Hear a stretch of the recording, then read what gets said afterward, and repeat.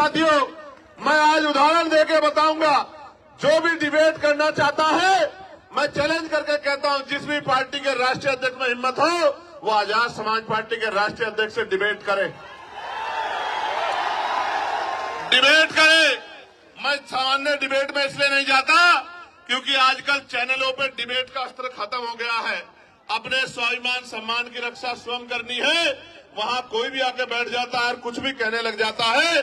हम इतने लोगों का प्रतिनिधित्व करते हैं, इसलिए हमारी जिम्मेदारी है कि हम अपने सम्मान की रक्षा भी स्वयं करें।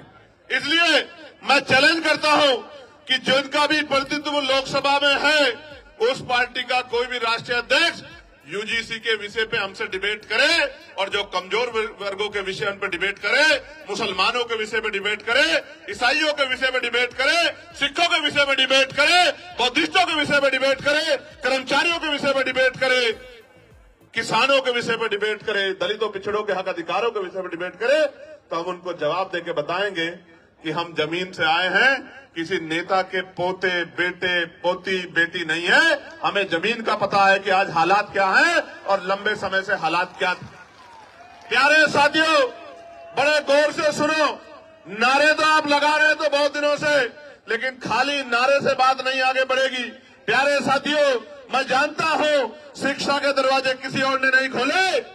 अगर राष्ट्रपिता ज्योतिबा फूले प्रयास नहीं करते तो आज हमारे तन पे ये कपड़े नहीं आते। अगर शिक्षा में सबसे बड़ा योगदान किसने दिया है तो राष्ट्रपिता ज्योतिबा फूले ने दिया, मां सावित्रीबाई फूले ने दिया, मां फातिमा शेख ने दिया।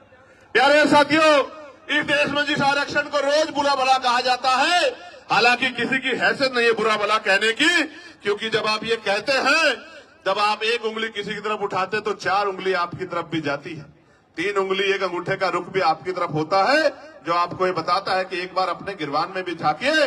जो लोग 10% आर्थिक आधार पर आरक्षण लेते हैं, संविधान के विरोध में जो आया है, वो भी आरक्षण पे सवाल खड़ा कर सकते हैं। किस आधार पे? किस आधार पे?